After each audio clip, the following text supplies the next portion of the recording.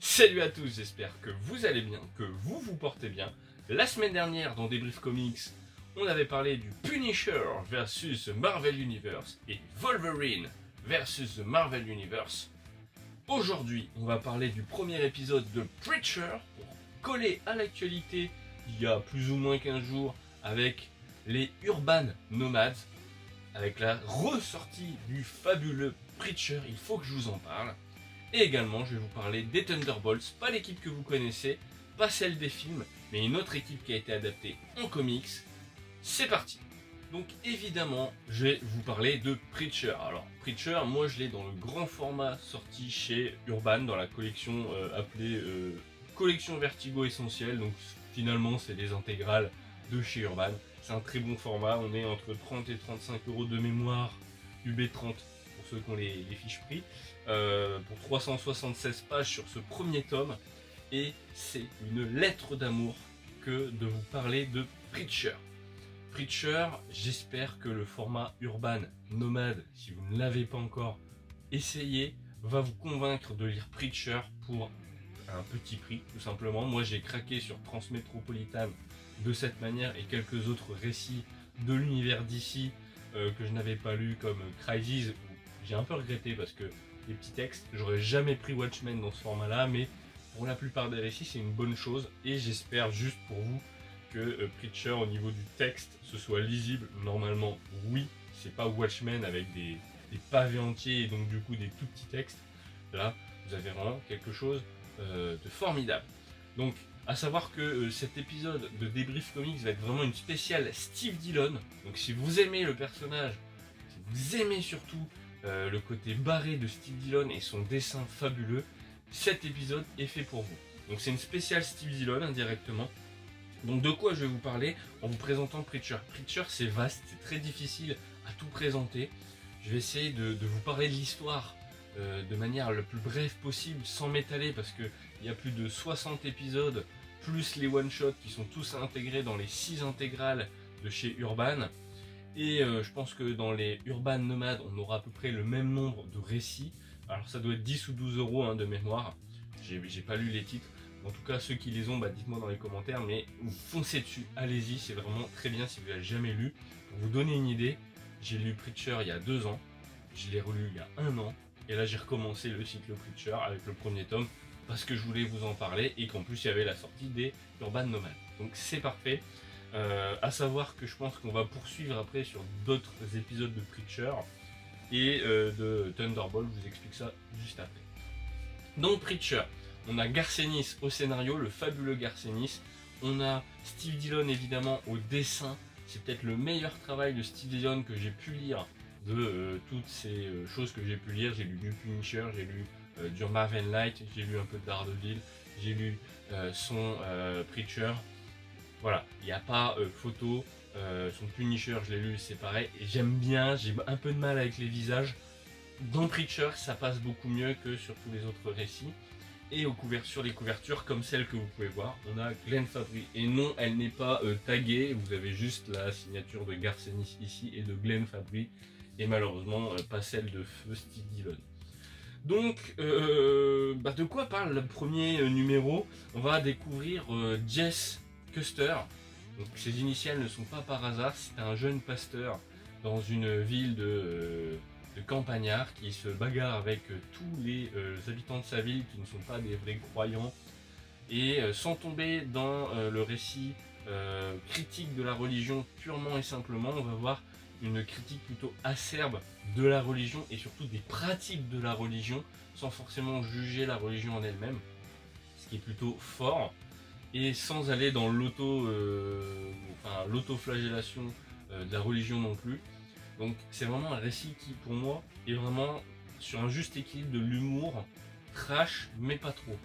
Ce récit va donc nous présenter Jess Custer, le héros principal, qui va se voir avoir des pouvoirs grâce à une entité qui est liée à une relation entre une démone et un archange, qui va créer un être supérieur à Dieu dans le récit, qui n'est autre qu'un personnage qui s'appelle Genesis, qui est en fait un enfant et qui dans le corps d'un humain permet d'avoir le pouvoir de parler comme Dieu et en fait il peut donner des ordres, Jess Custer, quand il a ce pouvoir. Donc, comment il intervient ce pouvoir, c'est que Genesis s'échappe de sa prison céleste, arrive dans le corps de Jess Custer, et Jess Custer en fait la veille avait un peu incendié tous les gens de son village, et le lendemain tout le monde voulait voir le prêcheur justement se vautrer en pleine messe, et sauf que là tout le monde est là, et en fait l'église crame sauf Jess Custer qui se retrouve à rencontrer un ami, un personnage irlandais,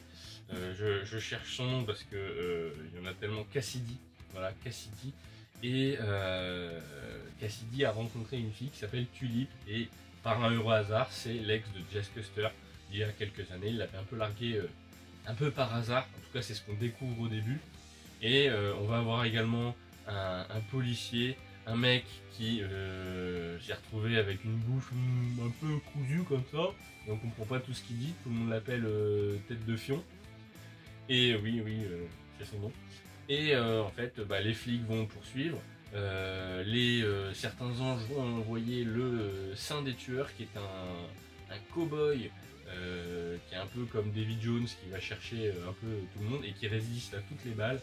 Et en fait, plein d'humains vont devoir se confronter à nos trois héros et à ces choses de l'ordre divin. On va avoir une histoire avec des inspecteurs de police, un criminel, un journaliste également. On va découvrir les origines de Cassidy, qui en fait est un vampire. On va comprendre qu'il y a eu une séparation entre Tulip et Jess. Et on va découvrir également à la fin de ce premier tome les origines de Jess Custer, comment il en est arrivé là. Et c'est du tout bon, c'est vraiment une lettre d'amour des comics adultes. Et sincèrement, comme je vous l'ai dit, je l'ai déjà lu 2 ou 3 fois. Donc c'est vraiment un réel plaisir. Voilà mon avis, je ne peux que vous le conseiller, que ce soit graphiquement, scénaristiquement parlant, que ce soit même les couvertures de Glenn Fabry. D'ailleurs je jette une petite bouteille à la mer. Sachez qu'il a une santé fragile en ce moment, due à des problèmes de santé. Donc voilà, c'est un peu dommage, on perd un talent, encore une fois. Mais je voulais aussi en profiter de cette vidéo pour en parler, comme on a déjà perdu Steve Dillon. Je trouvais important de vous parler de ça. Donc voilà, le premier tome, c'est une tuerie.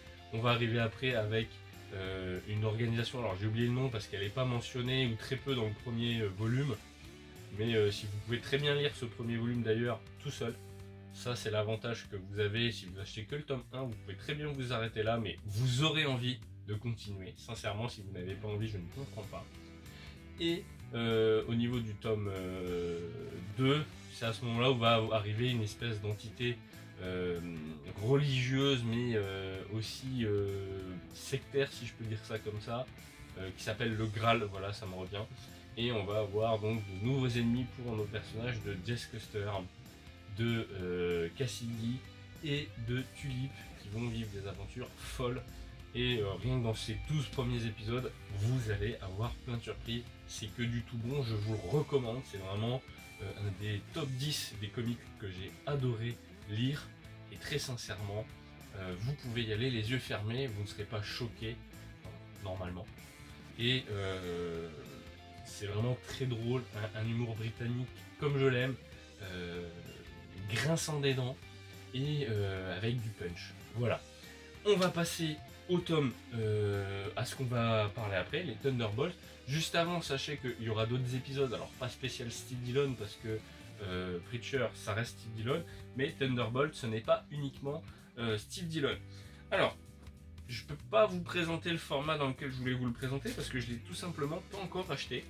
C'est le 100%, alors je peux vous montrer à quoi ça ressemble, c'est même pas un 100%, c'est le must-have, il y a un format must-have comme ça, de Thunderbolt avec les 6 premiers épisodes, avec une équipe composée de Agent Venom, donc Flash Thompson, le Red Hulk qui est le leader, le Punisher, Elektra, voilà, et également Deadpool tout simplement. Et plus tard cette équipe sera rejointe par Ghost Rider, pour ceux qui ne le savent pas. Alors faut savoir que ça a été édité uniquement chez Panini dans les kiosques Marvel Knight, donc je vous ferai évidemment à chaque épisode un récap de comment lire en kiosque si vous ne voulez pas acheter le must-have, mais honnêtement, le must-have, allez-y pour les 6 premiers épisodes. Et je vais vous donner mon avis après, je vais vous présenter l'histoire dans ses débuts. Donc à savoir que vous voulez le lire en kiosque, il y a l'épisode numéro 1 de cette série qui se retrouve dans Marvel Knight. C'était une compile de kiosque où on avait Thunderbolt, Daredevil de Mark Waid, le Punisher de Keketo, le Soldat de l'hiver de je ne sais plus qui. Et en fait vous avez dans ce premier numéro uniquement le premier épisode. Dans ce premier épisode vous avez tout simplement la constitution de l'équipe. On va avoir un personnage qui s'appelle Merci, si je ne dis pas de bêtises, M-E-R-C-Y, qui est lié aux épisodes de Peter David sur Hulk que je ne connais pas du tout, parce que j'en ai lu très peu du Hulk à part Immortal Hulk. Et en fait c'est un personnage, si j'ai bien tout compris, qui peut faire un peu ce qu'il veut. Un peu particulier. Si vous en connaissez un peu plus sur le personnage, je suis preneur parce que même moi j'ai pas tout compris. Mais en gros, le général Ross monte son équipe et on va avoir une équipe d'anti-héros et de mercenaires surtout. Donc avec Elektra, le Punisher se fait recruter et déjà on a un Steve Dillon qui est plutôt en forme, je trouve. La colorisation ne prête pas forcément ce qu'il y a de mieux, mais ça reste du bon travail à mon sens. Et le seul défaut que je peux faire, c'est les visages où j'ai un peu plus de mal avec le trait de Steve Dillon, même s'il dessine très très bien. Mais tous les personnages ont les mêmes regards, les mêmes expressions faciales, en tout cas pour les personnages masculins, et c'est un peu dommage. Donc de quoi ça parle? Ça parle de l'équipe des Thunderbolts qui est réunie dans le premier épisode. Et en fait ils vont commencer à infiltrer une île un peu comme Cuba, mais je ne sais plus où elle se situe. Donc vous avez l'épisode 2 dans le numéro 10, voilà, parce que dans le numéro 9 vous avez l'épisode 1. Dans le Marvel Knight numéro 11, c'était 5,70€ à l'époque. Vous aviez quand même pas mal d'épisodes, vous aviez l'épisode 3 et 4, voilà. Je vais essayer de vous montrer des dessins d'action. Alors c'est du bourrin, il n'y a pas trop de réflexion, on peut penser aux premiers abords. Il y a le leader également qui est présent, qui est utilisé par Red Hulk comme une arme. Il y a le frère du leader également qui est mentionné dans cette équipe. Et c'est vraiment quelque chose de bourrin. Voilà, c'est du Steve Dillon qui a déjà fait du Punisher. Et à la base j'avais lu ça pour lire du Deadpool. Et en fait il y a toute une histoire d'une île qui est contrôlée un peu comme Taïwan sur le principe, ou Cuba, par un dictateur qui a été plus ou moins mis en place par un gouvernement américain. Et toute une histoire de trahison entre les différents choix des dictateurs et des états. Voilà, encore une case bien bourrine. Le Punisher qui saute sur un ennemi avec une mine, c'est impensable, mais c'est incroyable. Et voilà, là on a le personnage de Merci aux cheveux roses, comme je vous le disais. Voilà, on a toute une histoire de complot. J'ai pas trop envie de vous en dire plus, à savoir que l'épisode 12, enfin le numéro 12 de Marvel Knight prend l'épisode jusqu'à l'épisode 6 et 7. Donc si vous achetez le 100%, vous n'aurez que l'épisode 1 à 6. Donc vous aurez que la première partie, qui est très intéressante, qui va en fait être la première réelle aventure de cette première équipe de Thunderbolt, où on a beaucoup de thématiques qui sont évoquées. C'est Daniel Way au scénario, j'ai oublié de le préciser. Et sur la suite, c'est Phil Noto, qui a œuvré sur Daredevil également, et sur quelques épisodes des X-Men de l'ère de Krakoa, qui est au dessin. Et j'adore les dessins de Phil Noto, voilà, si ça peut vous donner une idée. Et c'est vraiment du tout bon. Alors j'espère que Panini publiera la suite soit en must-have, soit sur une intégrale complète. Je serai clairement acheteur Panini. Vous avez commencé à rééditer ça, les seuls qui ont édité ça, sinon c'est Hachette avec la collection de Deadpool. J'ai su ça il n'y a pas très longtemps et franchement j'hésite à les prendre. Parce que si Panini ne les sort pas, c'est vraiment du gâchis. Je vais acheter le 100%, mais voilà, c'est un peu dommage. Et donc on a une première aventure avec les héros. Certains se méfient les uns des autres malgré tout, et ils quittent cette fameuse île. Ils pourront pas choper les différents dictateurs, et ça part un peu en cacahuète. Et cette fine équipe prend un sous-marin et va partir dans un autre pays pour rejoindre un cargo. Et après on arrivera sur l'histoire avec Phil Noto. Voilà, je vous fais un résumé très court parce que c'est du bourrin, mais il y a des choses très intéressantes à découvrir. Je vous recommande de le découvrir, mais il faut aimer le bourrin. Voilà, vous n'allez pas avoir non plus une histoire ultra intellectuelle à la Jonathan Hickman ou façon Immortal Hulk, mais c'est du tout bon. Voilà. Donc à savoir que je referai un débrief comics pour la suite avec les aventures de Phil Noto et Preacher. On va faire des épisodes spéciaux Preacher, Thunderbolt. Je n'ai pas lu les équipes des Thunderbolt précédentes, même si j'ai bien compris le concept. On a des super vilains qui se transforment indirectement en super-héros, un peu à la façon Dark Avengers. J'ai lu quelques épisodes par-ci par-là avec des crossovers avec, je crois que c'est Carlo Pacheco sur les 100%, non pas les 100%, les Marvel Icons. J'ai mis un gros doute sur ce que je dis. Et j'ai dû lire des équipes secondaires où il y avait Luke Cage qui était un peu le flic qui tient les super vilains. J'avais pas apprécié plus que ça, mais voilà. En tout cas, moi cette équipe avec tous ces personnages, elle est fort sympathique, fort agréable. Donc n'hésitez pas si vous voulez quelque chose de bourrin qui tranche dans le vif. Sérieusement, c'est une bonne série et je vous la recommande de mon côté. En tout cas, moi j'ai adoré. Dans mes souvenirs, je vais la relire pour parler au fur et à mesure de la suite parce que je ne me rappelle plus. En tout cas, j'espère sincèrement que Panini fera le nécessaire. S'il faut, je ferai une pétition auprès de Panini pour qu'on l'ait cette intégrale. Sur ce, vous l'aurez compris, j'ai adoré et j'ai adoré. Voilà, c'est du tout bon. C'est peut-être un des derniers travaux d'ailleurs de Steve Dillon. Dans la semaine prochaine, de quoi je vous parle? La semaine prochaine, je vous ai montré un must-have. Je vais vous parler de Spider-Man 2 avec Sarah Pichelli et Bendis. Et je vais vous parler du tome 1 de La Sorcière Rouge avec Steve Orlando, si je dis pas de bêtises, et Sarah Pichelli également. Ce sera une spéciale Sarah Pichelli. Sur ce, prenez soin de vous, lisez du comics, faites-vous plaisir. À la prochaine, abonnez-vous, likez, commentez, dites-moi tout ce que vous voulez. À la prochaine, ciao.